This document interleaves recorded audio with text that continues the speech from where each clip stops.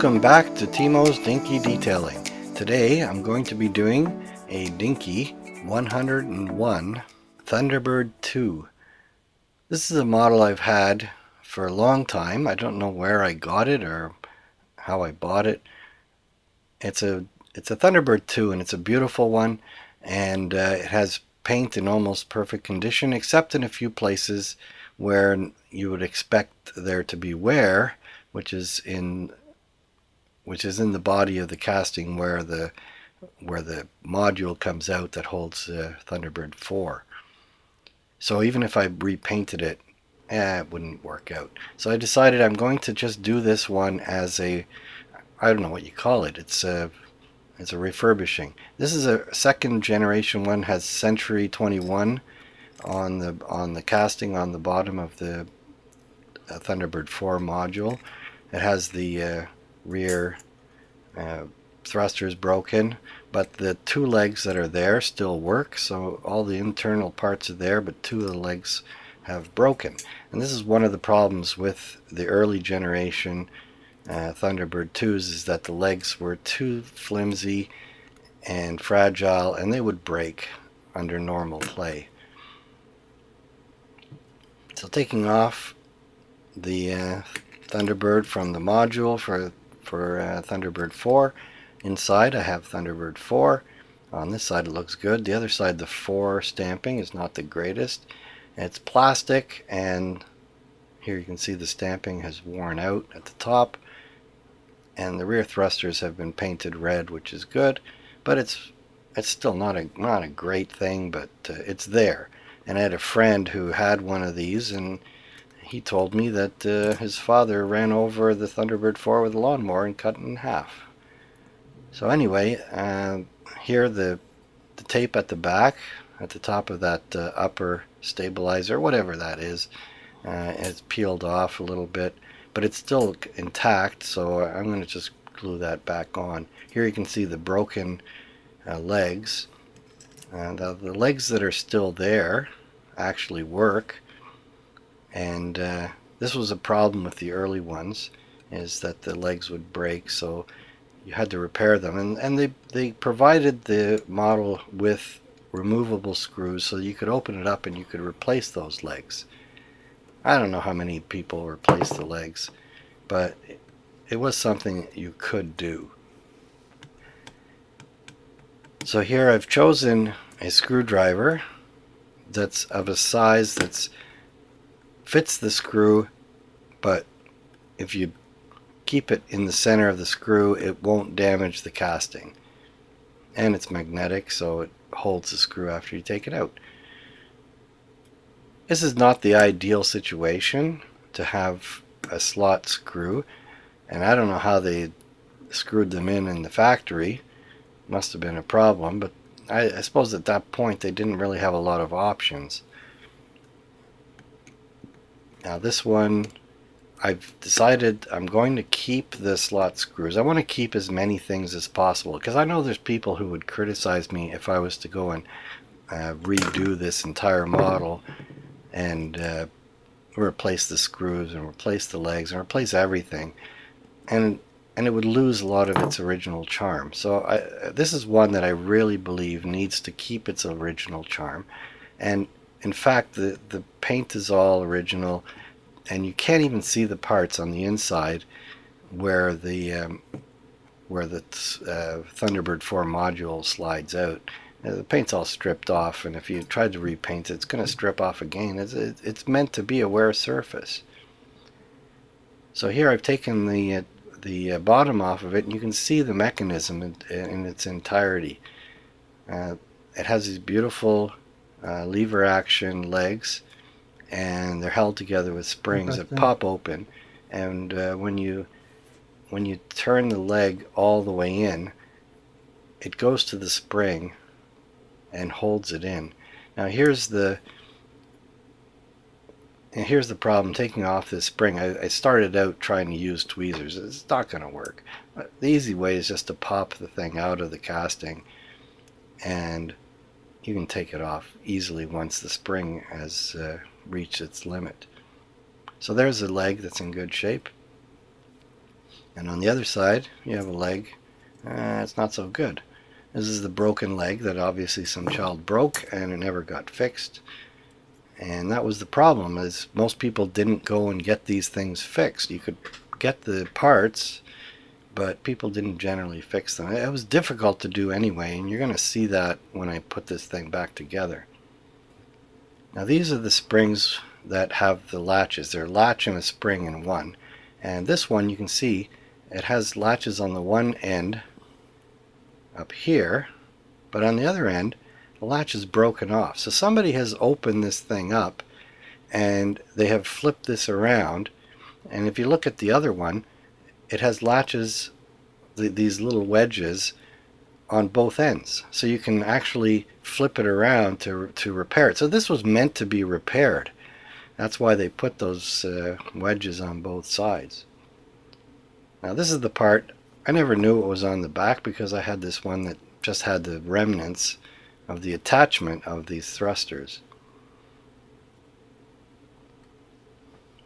So I'm taking these remnants out, and then I can move on with the restoration. So here we go. There, it pops out. And there's the piece that was in there and broken off for all these years.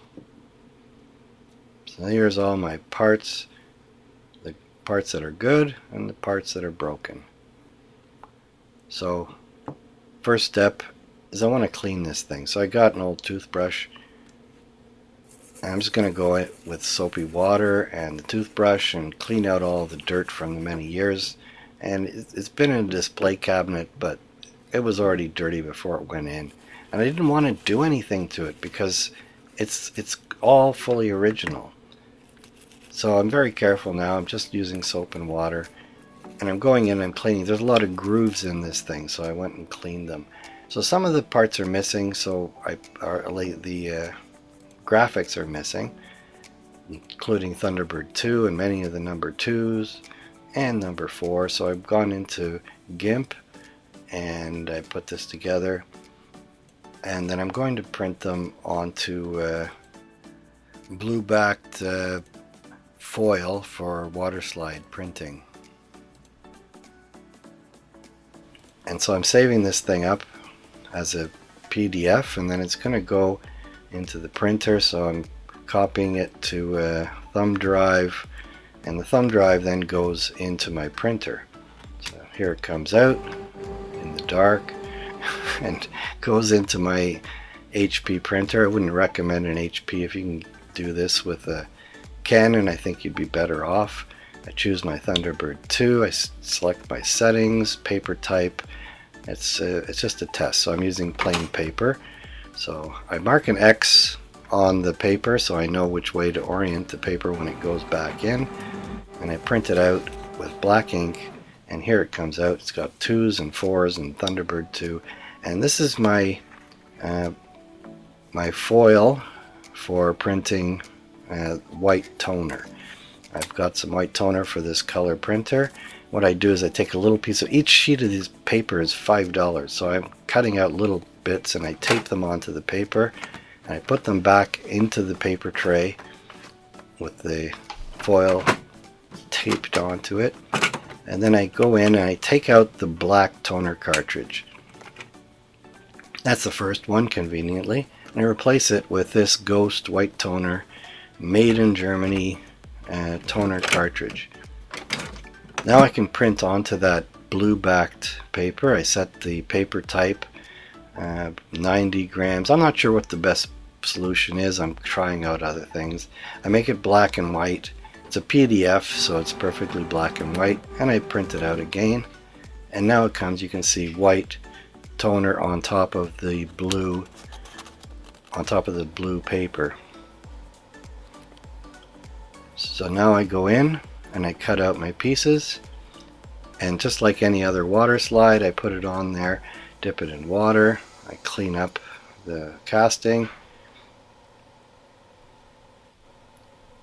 and I take, it's a trick to take the decal off of the paper, I've developed a technique. I put the paper with the decal beside the space where it's going to go, and then I slide the paper over and use the friction of the paper against the model to remove the the decal itself, and then I put it there. So these, I'm replacing the 2s. There's a couple of T2s on this one, but it's lost the Thunderbird 2 decal, so I'm replacing that on both sides.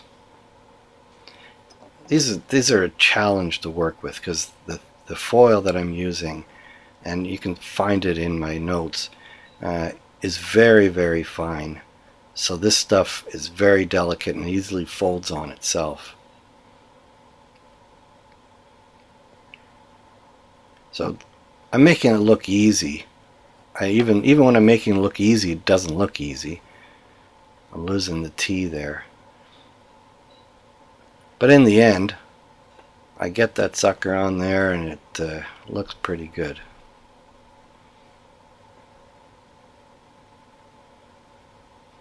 There, I'm trying to get it into position. It's a battle getting these decals on, and I know other of my friends online who do these models. They don't show the fight you go through to get this thing to work, but I like to show it because I want to show that it's not just an easy thing that you put this decal on and it goes in the perfect position every time. I want you to know I really work hard for these things, and I do it all for you. And that's why you should like, that's a thumbs up thing, and share with other friends, and subscribe if you haven't already so you see the next one I'm doing, because I'm going to be restoring a few of these models that don't need a full restoration. So this back piece is pasted on, and it's peeled off, and it's a kind of a shiny chrome piece, and I don't know how I would reproduce it otherwise. So it's in good shape. I'm just going to put it back on the way it was, and of course my white glue doesn't really work that well. So what I do is I'm going to put some masking tape on there, with masking tape that's reversed there so it doesn't stick, and clamp it in place basically. Now the other side has a bit of a problem, not so bad as this side, but I do it also. So another decal on the bottom, another number 2, and I fight with that one pretty quickly. And this is something that Dinky didn't have, and I'm going to show you why I put this one on at the end of the video. So remember to watch the end why I'm putting this number 4 onto the container for Thunderbird number 4, because it's actually there in the show. So my glue has dried. I remind you, this doesn't look perfect. This is a toy that was played with, but I'm bringing it back into condition that it looks respectable, because I don't want to take away everything, all the history of the toy. So here I've got legs that I've ordered from Steve Flowers, and with what is it, model parts. You can look it up on my notes, because I'm going to put that there for sure. I order all my extra parts from Steve Flowers, and I'm putting in the springs. This is a challenging thing. I haven't watched too many videos of anybody doing this, so I don't know how other people have gotten away with it, but it's tricky. So here I'm putting the springs back in with the latches.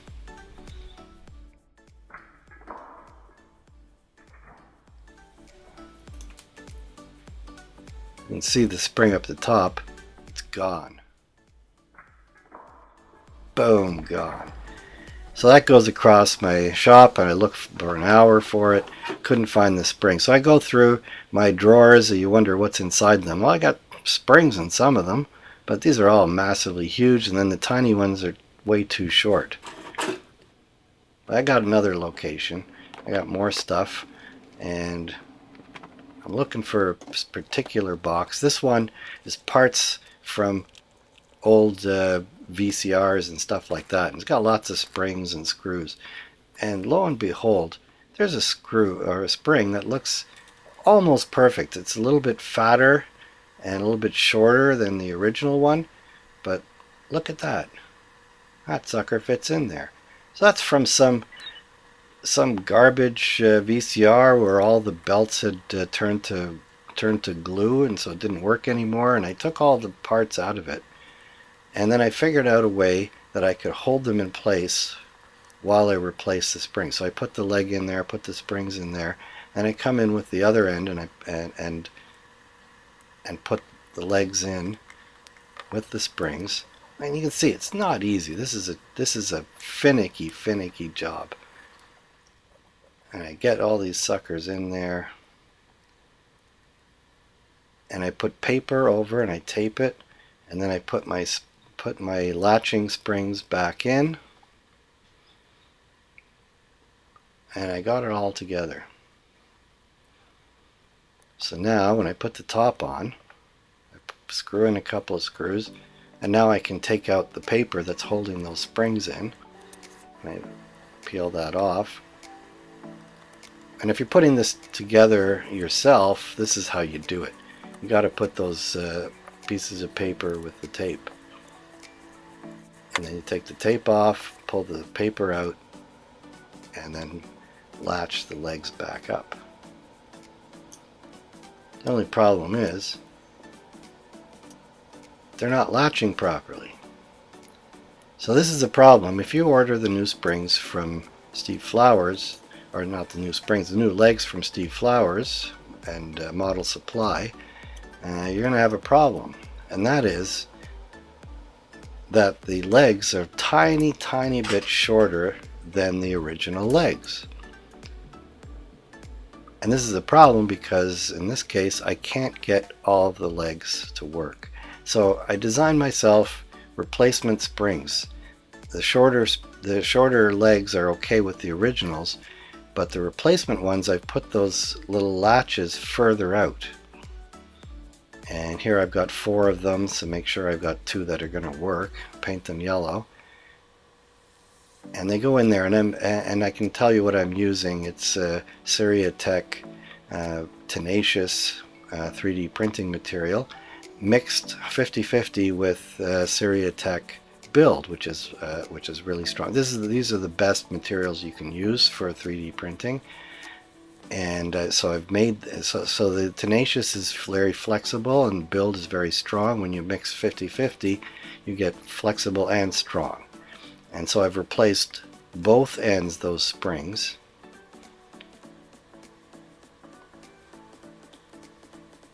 And now when I put the paper in, those legs will now latch properly with the new springs, where they wouldn't latch with the old springs.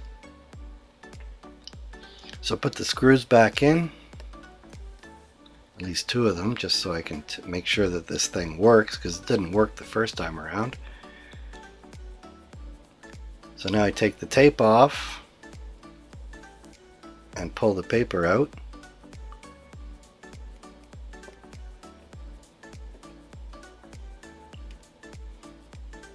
And you can see there's tape over the springs as well, because those are going to pop out if you don't tape them up.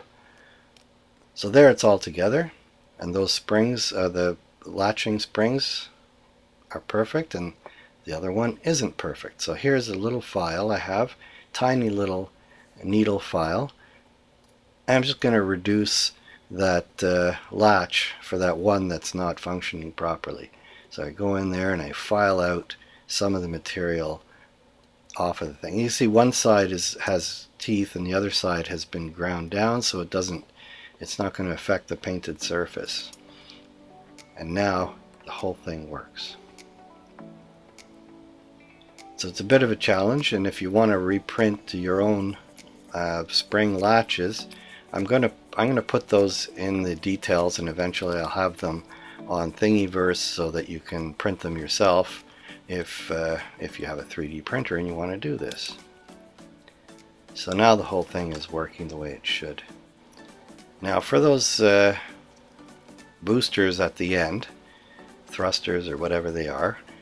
I've purchased new ones, again from Auto Supply, Steve Flowers. And when you put them in, they're a little bit too small to clamp down with the casting as the originals were. So I put a little bit of epoxy and hold the thing, and 5 minutes later, the whole thing is perfect and working. So just to remind you of what we started with, it's a pretty good model, but it's missing a few parts. It's missing a few decals. So here's what it looks like now. Basically, it's the same thing, except it's got all of its number 2s and Thunderbird 2s, and it has all 4 legs, and they all work perfectly. And it has the thrusters on the end. And when you order from Model Supply, they have the little silver inserts in the back as well, which you can see here. So now it's the original toy made a little bit better. Now, one interesting thing I found is that in my collection I also have a Matchbox Thunderbird 2. Matchbox Thunderbird 2 is fantastic. It's much better. It's much better than the Dinky version. Inside the Thunderbird 4, which is cast, it's ITC Entertainment, and the casting for the base is not as great because the base is actually underneath is plastic, but altogether it's a much better utilization. You can see you press the legs down from the top. They're thicker so they don't break. It also has the yellow stripe, and it has a nicer color of green.